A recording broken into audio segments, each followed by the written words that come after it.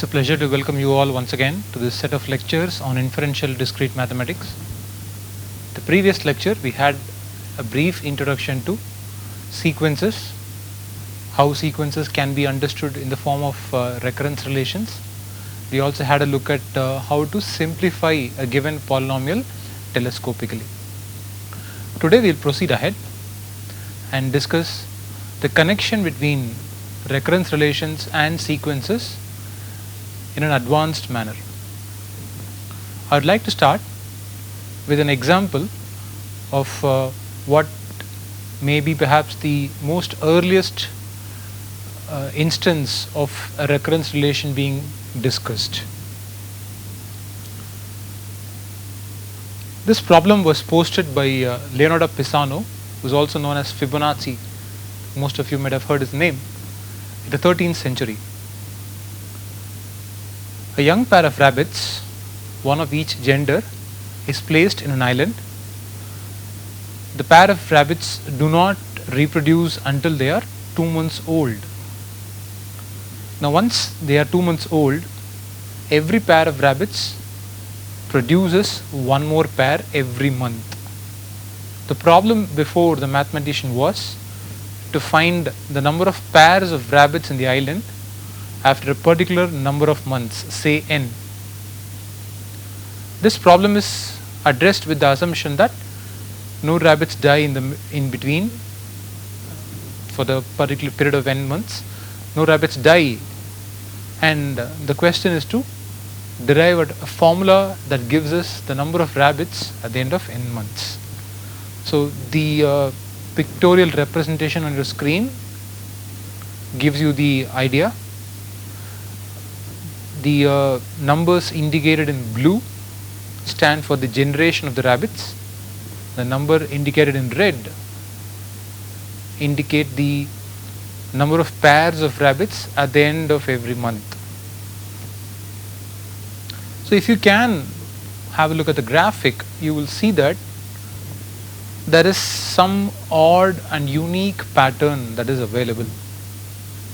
What was only one pair at the end of 2 months has become 2 pairs at the end of 3 months, 3 pairs at the end of 4 months, 5 at the end of 5 months, and 8 at the end of 6 months. So across the period of 6 months, the total number of active pairs of rabbits is found to be 8. So this can be modeled using what is usually known as the Fibonacci sequence. And that is where we understand the connection between what we know as sequences and what we will be learning as recurrence relations. So if Fn denotes the number of pairs of rabbits after n months, the subscript indicates the number of rabbits after so many months, then F1, F2, F3, etc. will denote the number of pairs of rabbits after 1 month, 2 months, 3 months, and so on. Looking at the graphic, we can arrive at this formula here. Fn is Fn minus 1 plus Fn minus 2. So the number of rabbits that are actively available at this month is the sum of the numbers of rabbits available in the immediate previous month and the month before that. This definition can be applied for all indices of months which are greater than or equal to 3. Of course, for the first 2 months no reproduction takes place and this definition will not hold, but from the 3rd month onwards we can apply this formula to exactly find out the number of rabbits. So this is what came to be known as the Fibonacci sequence. This recurrence relation and the initial conditions uniquely determine this sequence, and the number of pairs of rabbit on the island after n months is given by the nth Fibonacci number. The Fibonacci number is the numbers that are available in the sequences which were shown on the previous slide. The numbers given here, if you can look at the numbers indicated in red, you will see that this sequence is what we are referring to as the Fibonacci sequence. So we can associate a relation between the terms of a given sequence, and this relation is what we will come to know by the name of a recurrence relation. So how are recurrence relations? We will just put forth a few more examples for you. We have still not technically defined recurrence relation, but I am just trying to establish the connection recurrence relations have with sequences. On your screens is the first example. An is defined in terms of the previous term an minus 1. So we had a look at examples like this earlier also, but now I am trying to establish how they come to be understood in the form of a recurrence relation. So it's easier. We will just first find the first 6 terms of these sequences. A1 will be minus 2 times A0, that is minus 2 times minus 1, that is plus 2. A2 is minus 2 times A1, this is minus 2 times plus 2, that is minus 4. A3 is minus 2 times A2, which is plus 8. A4 is minus 2 times plus 8, which is minus 16. A5 is minus 2 times minus 16, which is plus 32. And A6 is minus 2 times minus 32, which is plus 64. So the sequence we have generated runs along like this: 2, minus 4, 8, minus 62, 16, 32,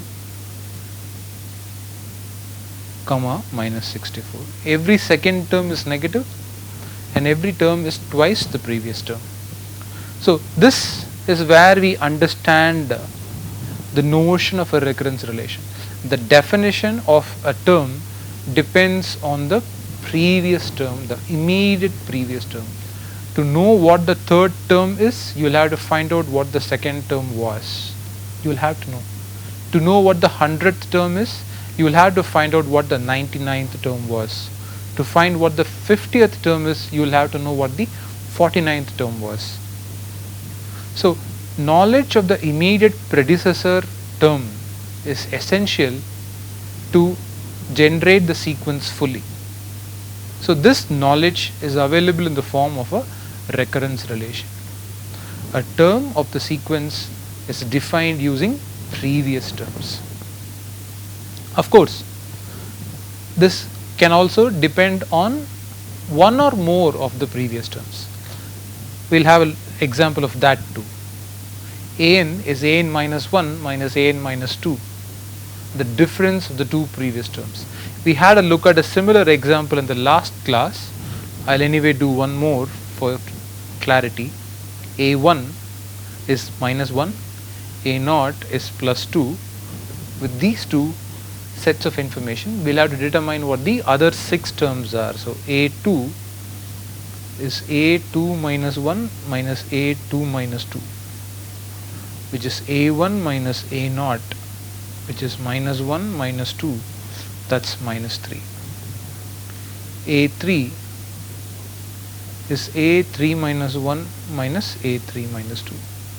This is A2 minus A0, A2 minus A1 in fact, that's minus 3 minus of minus 1, that's minus 2 again. A4 is A4 minus 1 minus A4 minus 2, this is A3 minus A2, this is minus 2 plus 3, that's plus 1. So we can keep generating sequences, the terms of the sequences. So it starts with 2, goes to minus 1, minus 3, minus 2, plus 1, etc. So this is kind of the opposite of what we learned under Fibonacci sequence. Fibonacci sequence talked about the sum of the immediate previous two terms, whereas this sequence talks about the difference. Here again we see that the definition of some term of the sequence depends on the immediate two previous terms. Or if I don't give you the third and the fourth terms of the sequence, you cannot find what the fifth term is.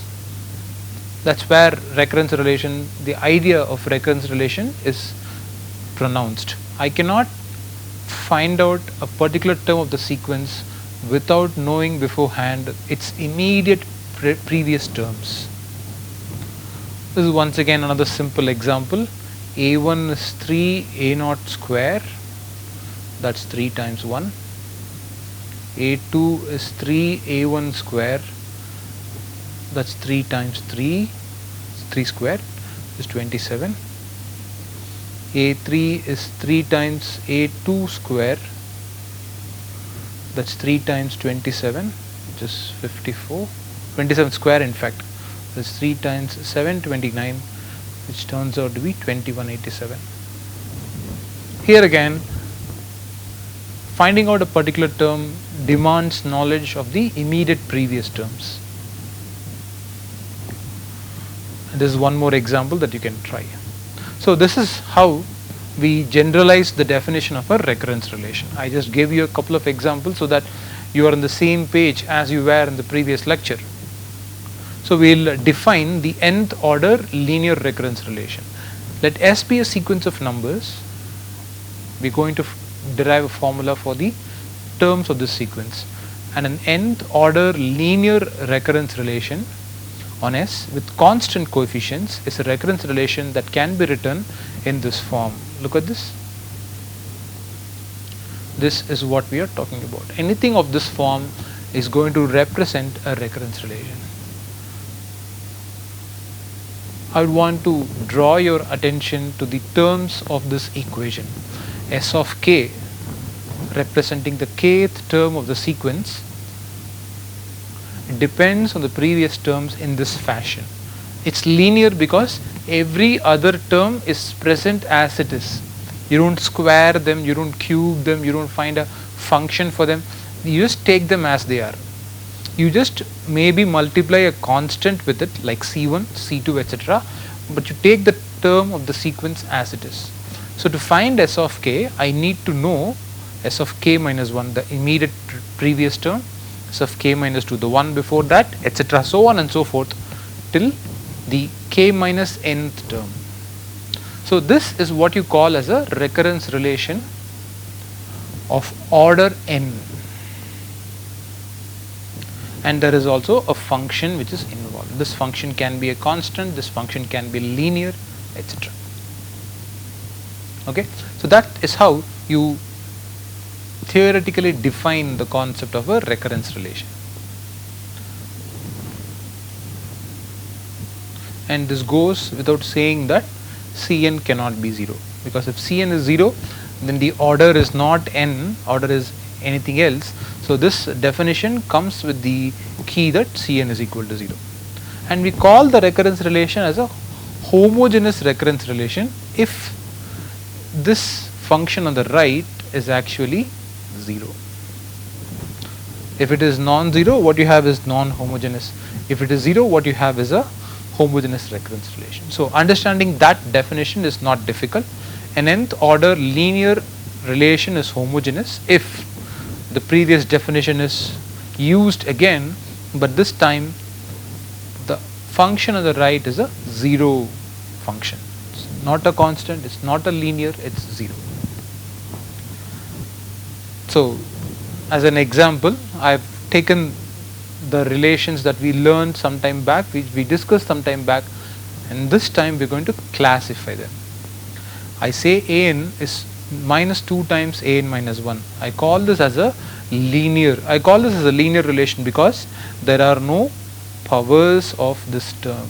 I just take an minus 1 as it is. It's not an minus 1 squared or an minus 1 to the power of 3 or something. The power is 1. This is just to the power of 1, and that is why I call it as a linear homogeneous recurrence relation. It's linear because the power involved is only 1. I don't have higher powers of the terms of the sequence. It's homogeneous because there is nothing else in the definition. The term depends on a previous term or more of the previous terms. There's nothing other than the terms it doesn't depend on anything other than the previous terms in the sequence. That is what you call as homogeneous, because it depends only on previous terms. I will also give you an example for what is non-homogeneous, and then you will understand it better. It's a recurrence relation. You call it as a recurrence. It is a recurrence relation because Sn depends on, or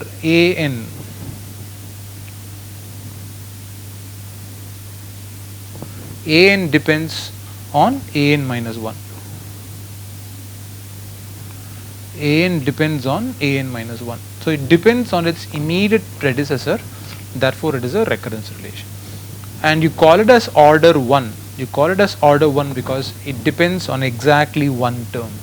An depends on one term, and that is of the index n minus 1. So the key to finding out the order is to look at the subscript, or the exact term where your definition stops.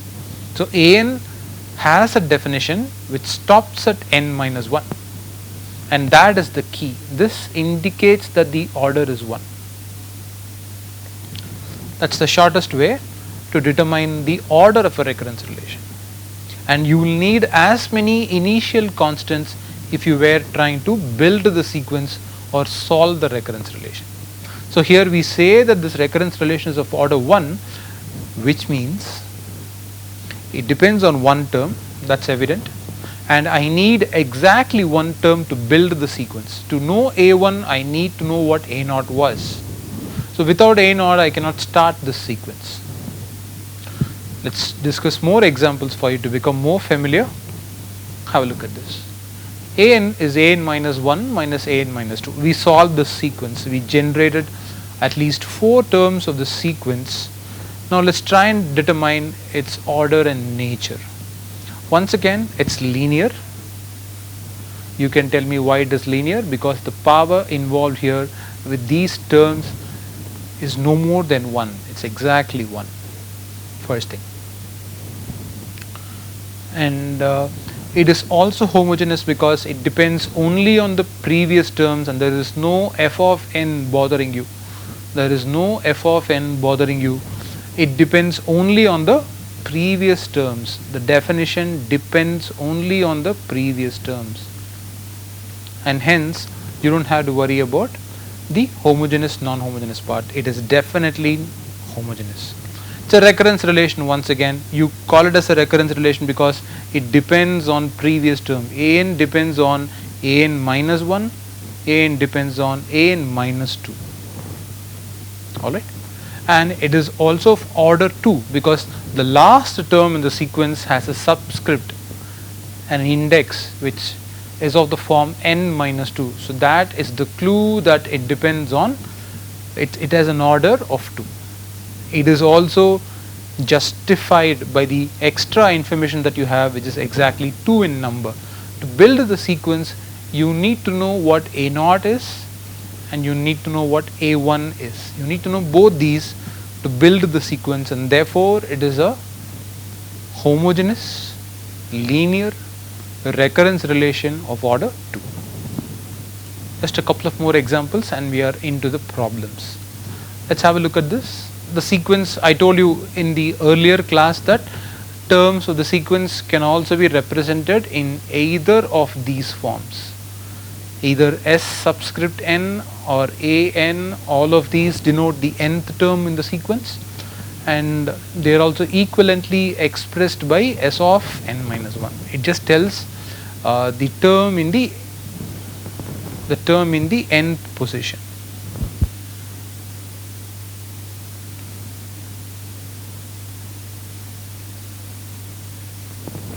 Talks about the term in the nth position. So let's try and classify this recurrence relation once again. It's linear because the powers are 1. You don't find S of n minus 1 squared or cube. You don't find them. So it is linear. Check. It is non-homogeneous this time around. And why do we call this non-homogeneous? Because there is some other factor inducing the answer.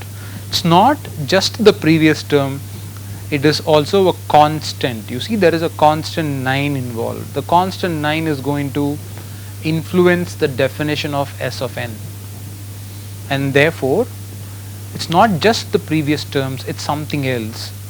It's the constant which is going to play a part, and therefore it is non-homogeneous.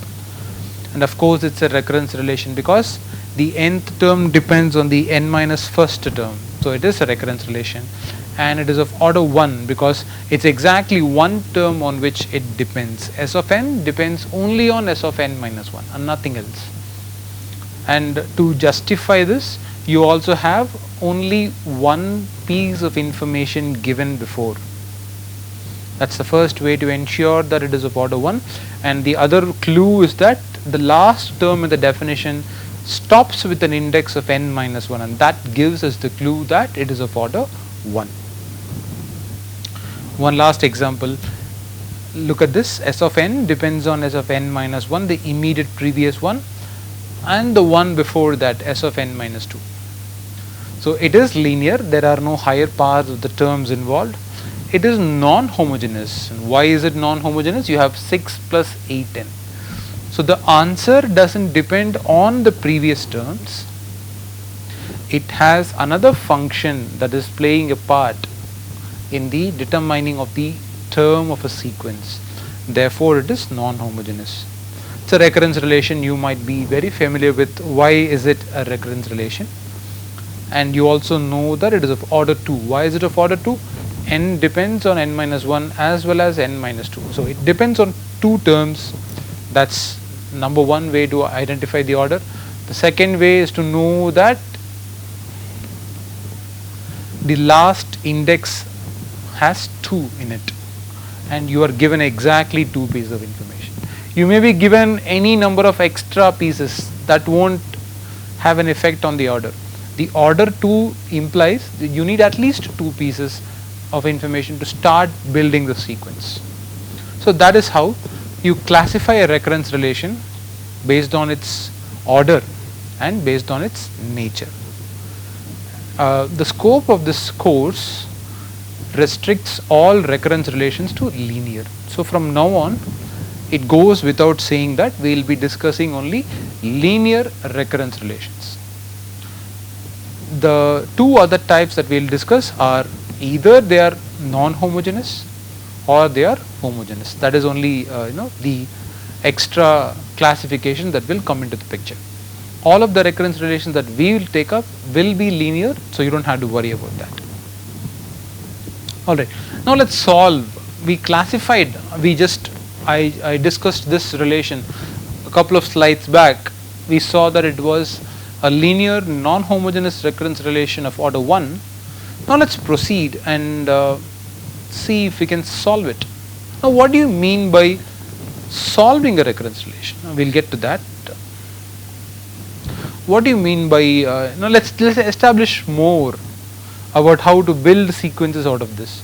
Now building a sequence will mean writing down terms like S of 0, S of 1, S of 2, S of 3, etc.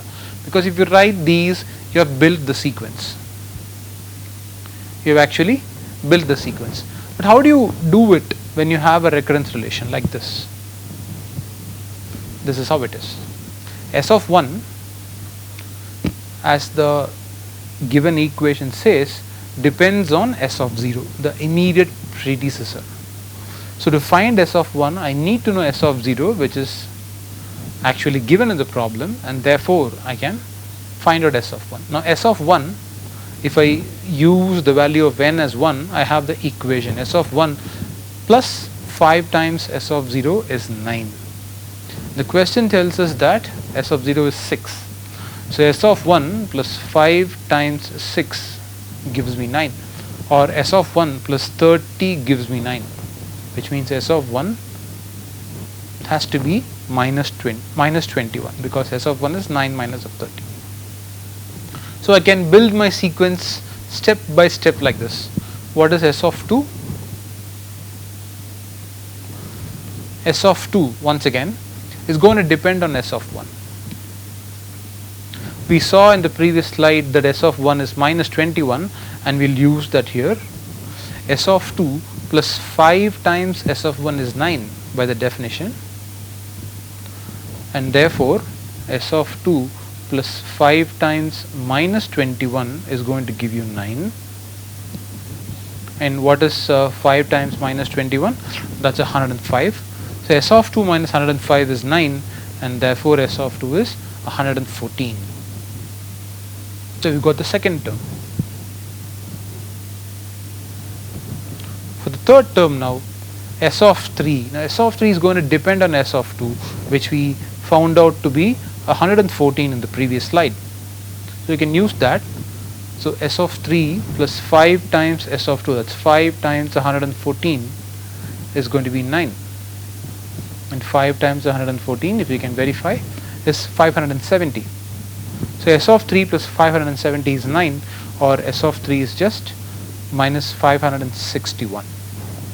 And now you can use this to find out what S of 4 is. S of 4 plus 5 times minus 561 is going to be 9 again. And 5 times 561 is 2805. And that will give us the answer. So S of 4 minus 2805 is 9, or S of 4 is going to be 9 plus 2805, which is on your screens 2814. Just going to be 2814.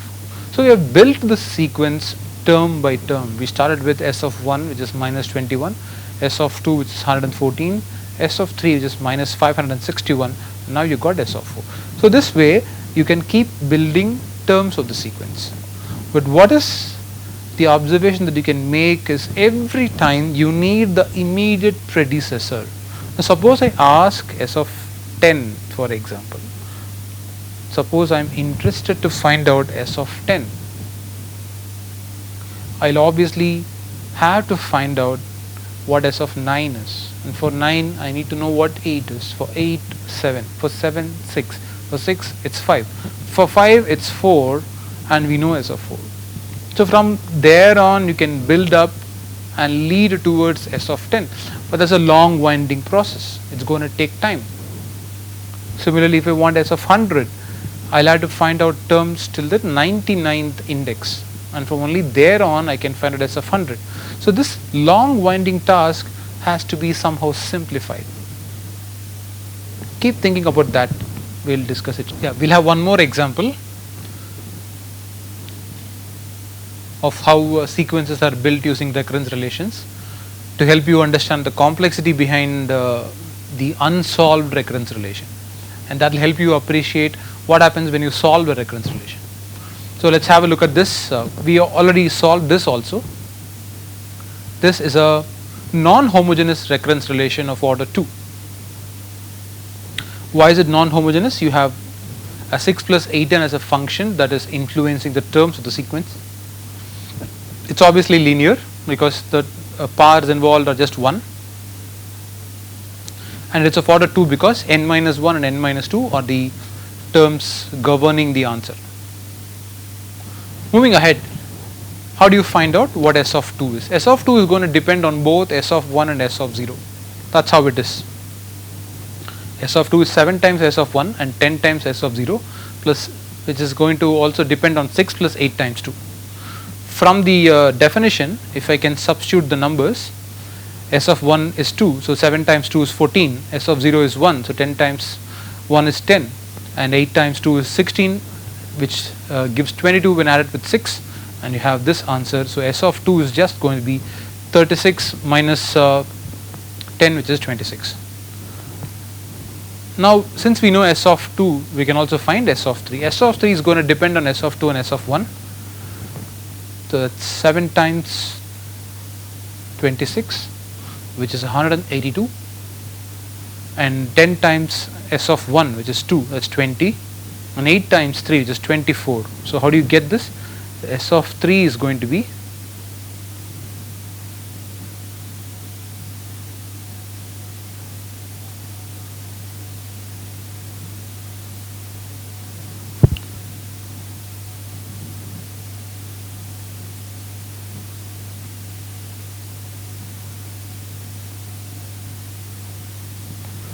S of 3 is going to be minus 7 times 26 plus 10 times 2 equaling 6 plus 8 times 3. That's S of 3 minus 182 plus 20 giving you 24 and 6 give you 30. So you will just get S of 3 as 212 minus 20, which turns out to be 192.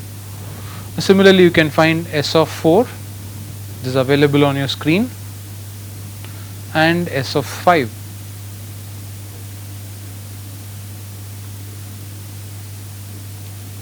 But once again, this emphasizes the difficulty that you have in determining a particular term of the sequence.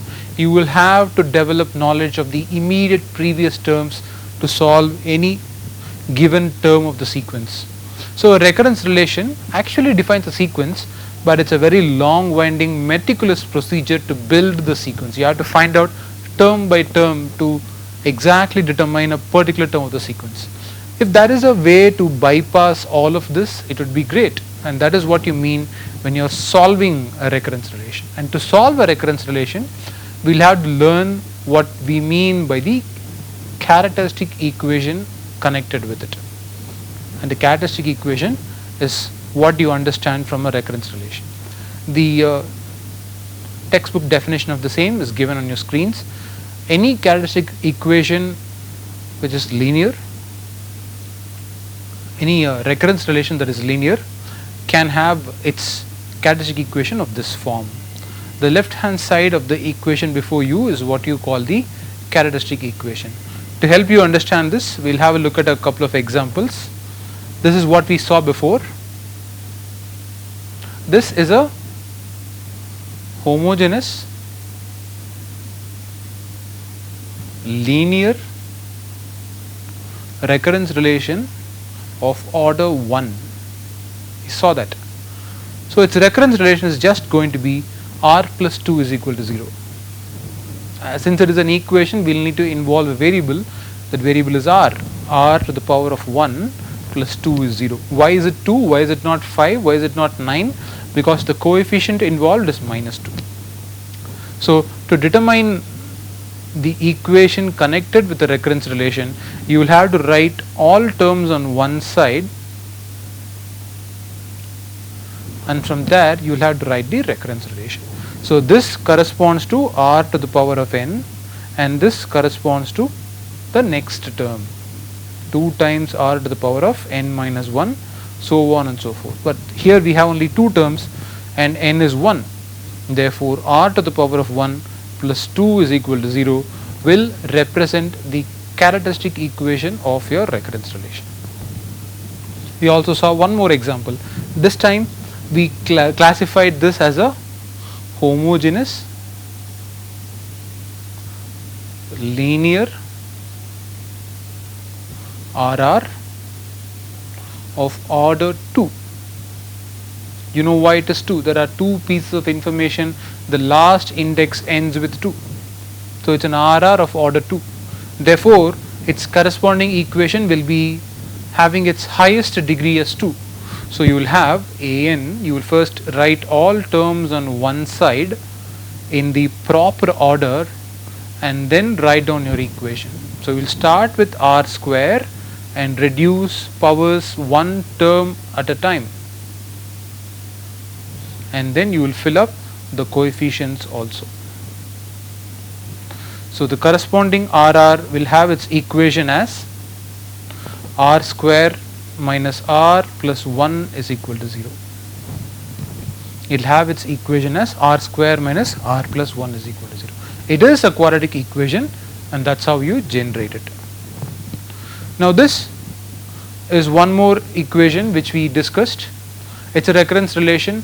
It's non-homogeneous. It's of order 1. The order is 1 this time. So the highest power is going to be 1. So it is r to the power of 1 plus 5 times r to the power of 1 minus 1, which is 0 again. Now be it homogeneous, be it non-homogeneous, your characteristic equation will always be of this form. This is your equation. So r plus 5 is 0. That last example that we discussed, we saw it to be non-homogeneous, we saw it to be of order 2, and we also saw it to be linear. So it will have its equation of this form. It is r square because the 2 is appearing because it's of order 2. This 7r appears because it's 7 times r to the power of 2 minus 1. The 10 appears because you have 10 r to the power of 2 minus 2. So the coefficients are borrowed from the question, and you just have to reduce the powers one at a time. So that will give us the characteristic equation of the corresponding RR.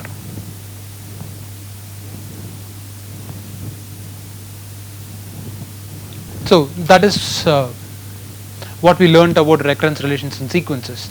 Next up, we will identify how to solve this recurrence relation. Now, solving a recurrence relation means generating a formula which will directly give me a particular term of the sequence. I don't have to find out any of the previous terms, but I'll still be able to find out what term I need without depending on the previous terms. Now, this involves a simple algorithm.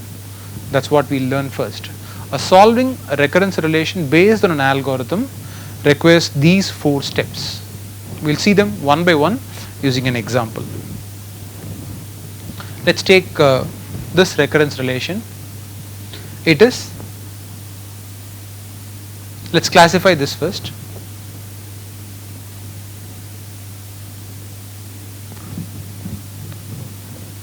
You can easily say that its order, the order is 2. You can reckon that from this last index, and you also have 2 pieces of information to start the problem. Therefore, it is a recurrence relation of order 2. What more, the recurrence relation is such that it is homogeneous. We discussed what we mean by homogeneous some time back, and now you can recall that the given recurrence relation is homogeneous because there is no term on the right hand side which is a function. The function involved is a 0 function, and therefore it is a homogeneous RR.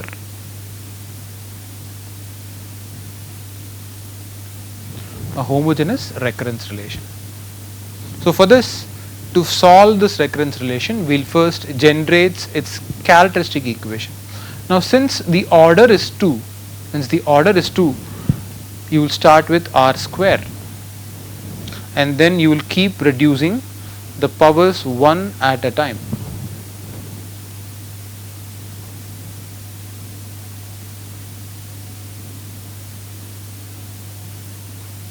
That's what you have. So r square minus 7 RR, 7r plus 10 is equal to 0. That's your recurrence relation. That's the characteristic equation of the given recurrence relation. Solving this involves finding the roots as given in the algorithm. So step number 1 is to write the equation involved, write the characteristic equation involved.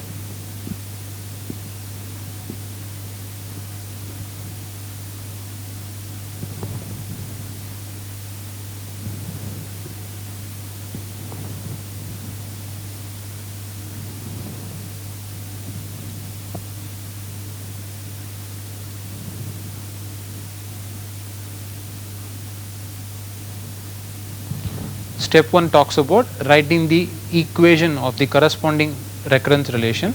Step 2 talks about solving or finding all the roots of the characteristic equation. Step 3 is to write a general solution of the recurrence relation based on the nature of the roots. If all of these are distinct, then your solution is going to be of this form. the solution of the recurrence relation is going to be of this form. Every root is going to be raised to the power of k, and you will involve a constant as a coefficient. If there are roots with higher multiplicities, suppose I have the root 5 appearing twice, then that term will be like this form. It will be a constant plus a constant times k raised to the power of k. So like this you can keep generating the general solution of the given recurrence relation.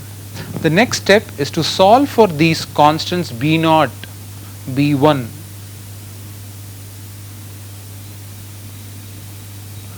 bn, etc., and that is done using the initial conditions given in the definition. I will discuss all of that using this example that we have.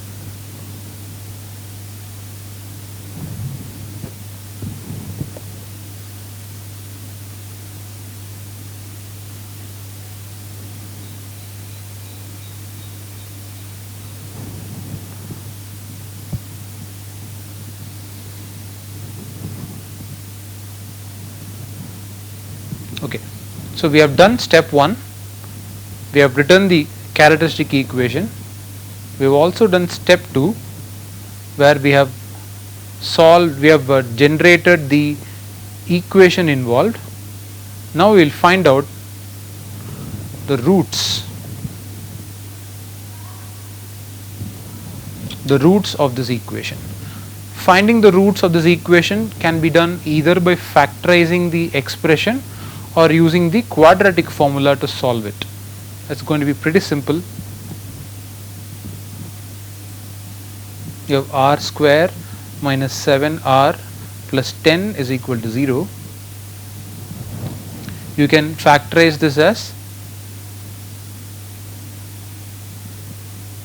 r square minus 5r minus 2r plus 10 is equal to 0, giving us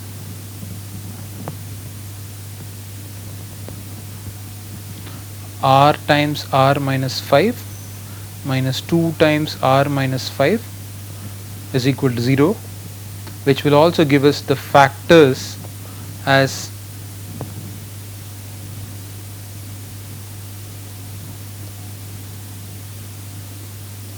r minus 5 and r minus 2.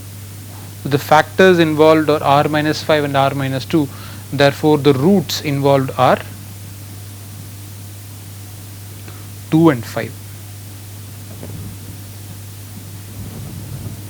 But in case you are not familiar with factorizing a quadratic expression, you can also try solving it using the quadratic formula. For r becomes minus of minus 7 plus or minus the square of minus 7 minus 4 times 10 divided by 2.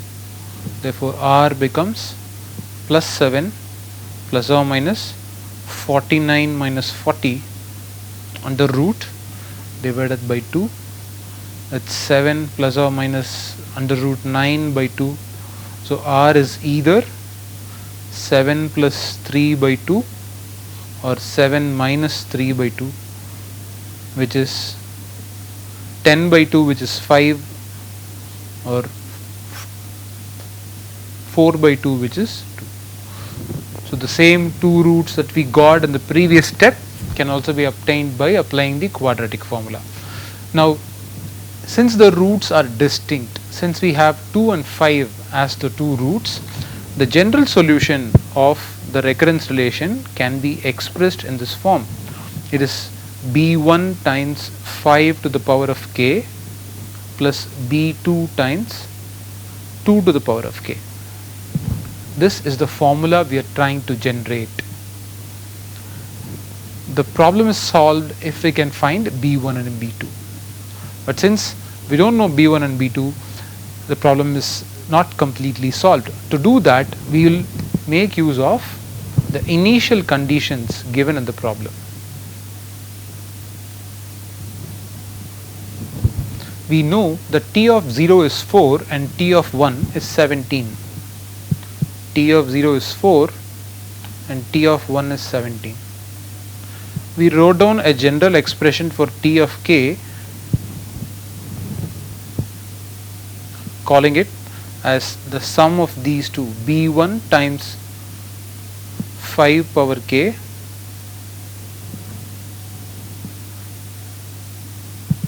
plus B2 times 2 power k.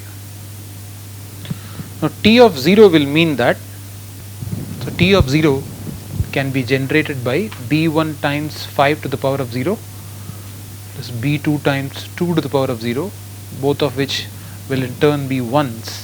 So B1 plus B2 is exactly what we understand by T of 0. But the question gives us the initial conditions saying T of 0 is 4. So we have B1 plus B2 to be 4. Similarly, T of 1 is understood by replacing k by 1. So B1 times 5 to the power of 1, B2 times 2 to the power of 1. So you will have 5B1 plus 2B2 representing your T of 2. The question T of 1.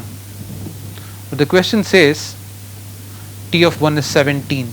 So you have your equation as 5B1 plus 2B2 equaling 17. You also have this.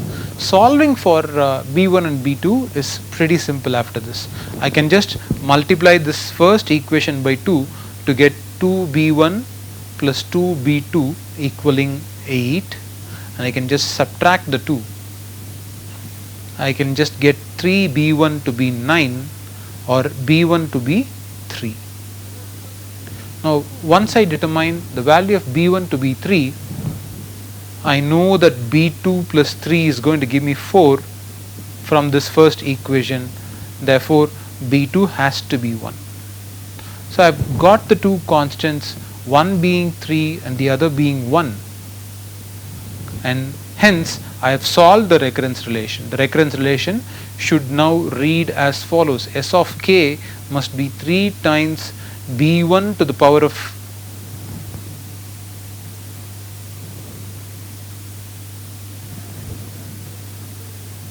S of k should be 3 times 5 to the power of k plus 1 times 2 to the power of k.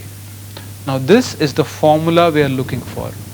Now once we have arrived at this formula, any term of the sequence can be determined by us without finding the immediate previous terms. I will show you how that is done. It's 5 squared plus 1 times 2 squared by the formula we had. The formula we obtained was T of k was 3 times 5 to the power of k plus 1 times 2 to the power of k. Now if k is 2, I have this answer 3 times 25 plus 1 times 4. That's 25 and 3 is 75 plus 4, which is 79. Now from the actual question, we also have T of k as 7 times T of k minus 1 plus 10 times T of k minus 2. So if T of 2 is to be found out, then k is 2, that's 7 times T of 1 plus 10 times, this is a minus,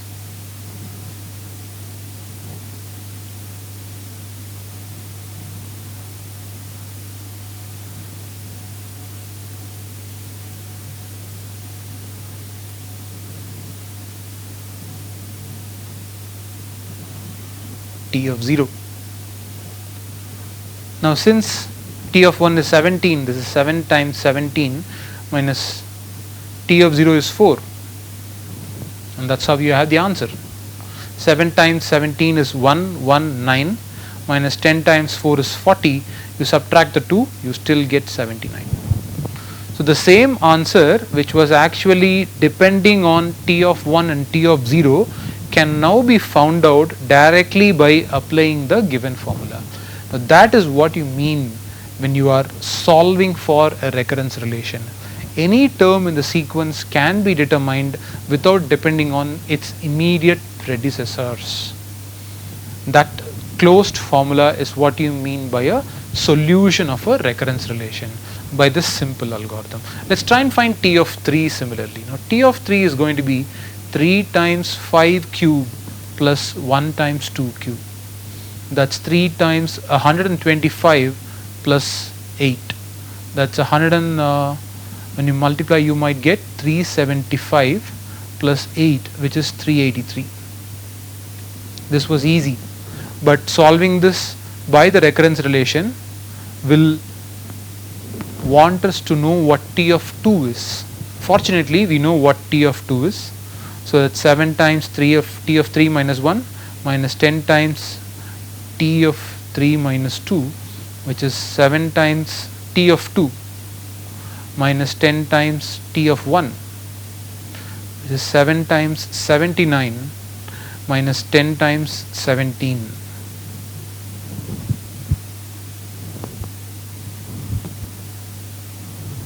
Times 17. 7 times 79 is 553 minus 10 times 70 is 170. You subtract the 2, you will get t of 3 as 383. So solving it using this formula is easier than solving it using the recurrence relation. We will discuss one more recurrence relation and then go to the next concept. We will classify this first. This is a linear recurrence relation because the powers involved are just ones. It is also homogeneous because the function on the right is a zero function. Let's try and classify this first. But what can be the order of this relation? If you have a look at it, we have s of k, we have s of k minus 2 and we have s of k minus 3. The last term has an index of k minus 3, which means it is a homogeneous recurrence relation whose order is 3. It's a third order homogeneous recurrence relation. Therefore, we will first write it down: linear third order homogeneous RR. Now let's try and solve this.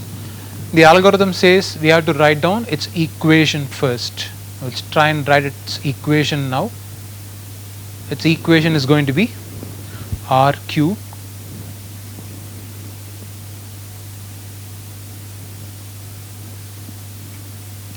minus, there is no s of k minus 1, therefore you have 0 r square minus 7 r plus 6 is equal to 0.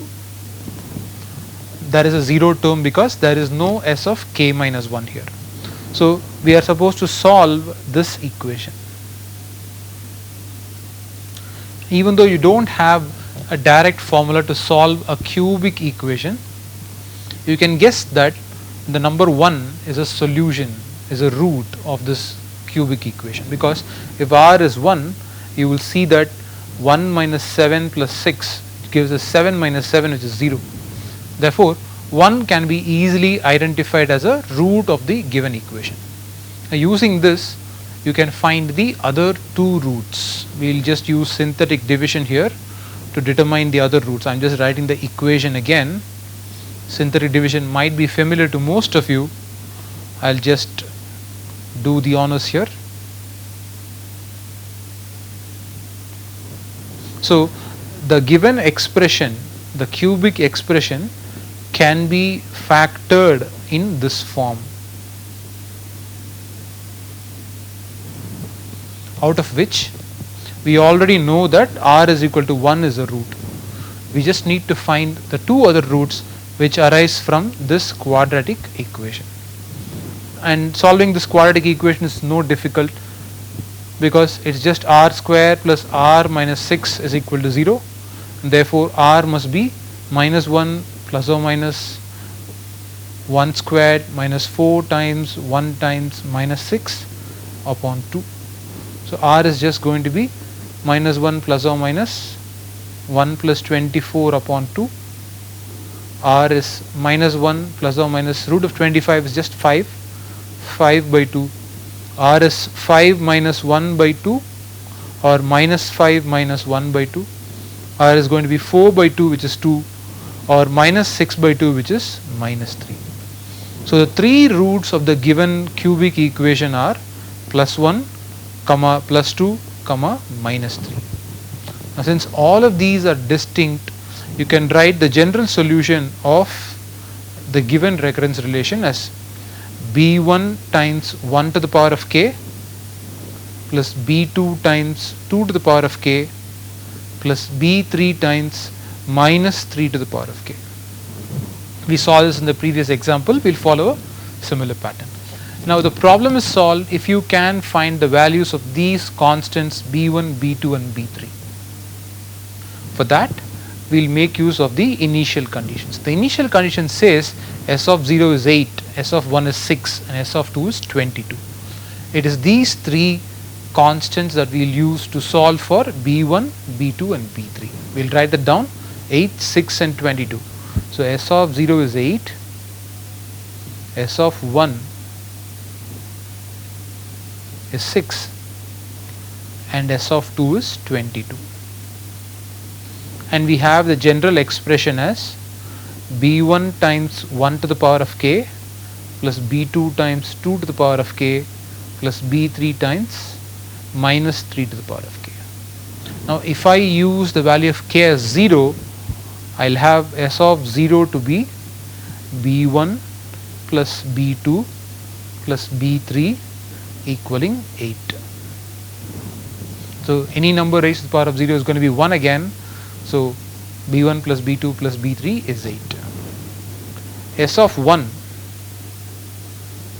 will mean that b1 plus 2b2 minus 3b3 is 6. And s of 2, you are just going to square the numbers. b1 plus 4b2 plus 9b3 is 22. Solving these three equations will give us the required answers for b1, b2 and b3. Solving this is pretty elementary. I'll solve it for you. Let's multiply the second equation by 2 to help us solve this. Or you can just subtract the first and the second equation. Let's give them names 1, 2 and 3. Let's proceed. 1 minus 2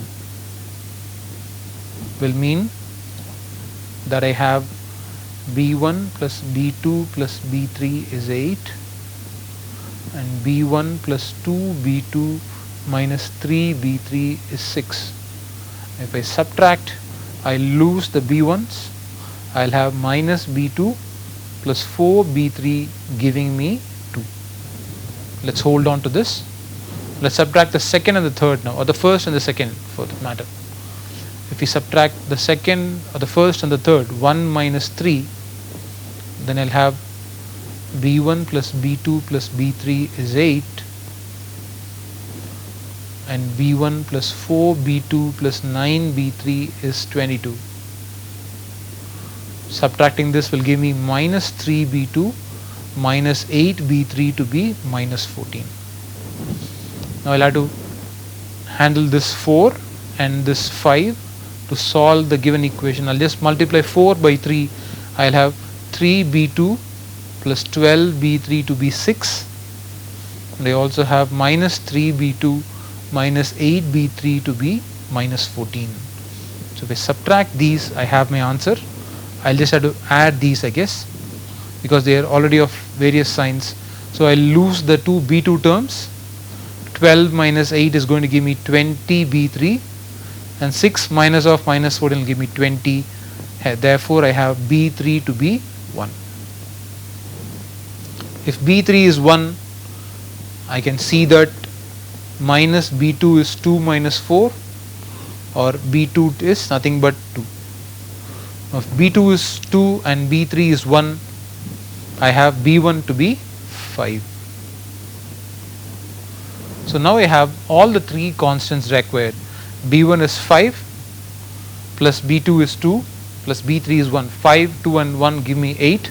That satisfies the first one. b1 is 5, b2 is 2. So 2 times 2 is 4. 5 plus 4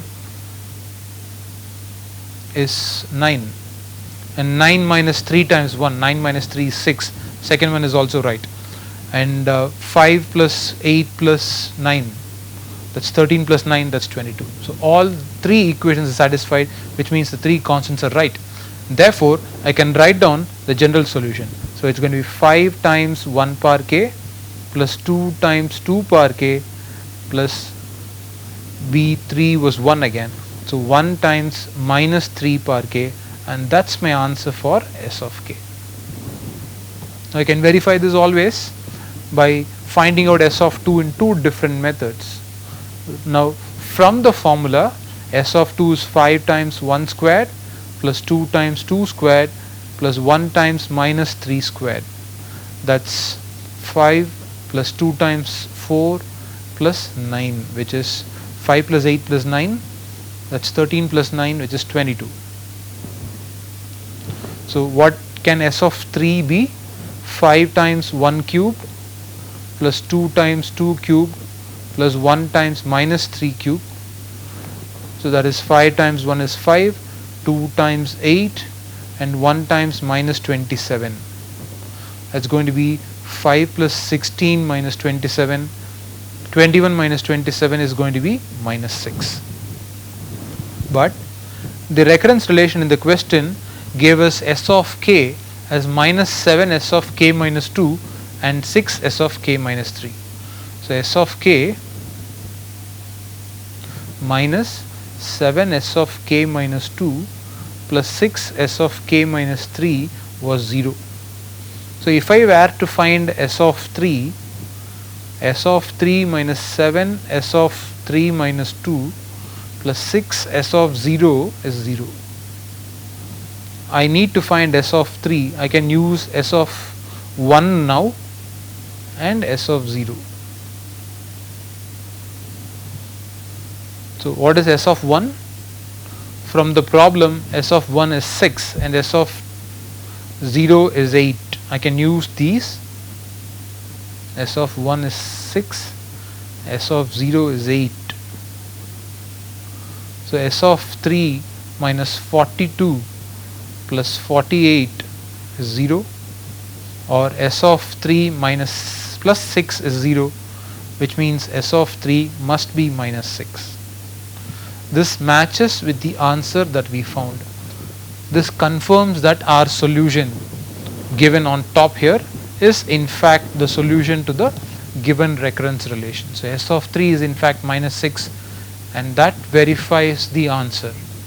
So you will obviously find out that an answer of this form can help us build the sequence, any term of a sequence, without finding its immediate predecessors. That is why we insist on using this algorithm.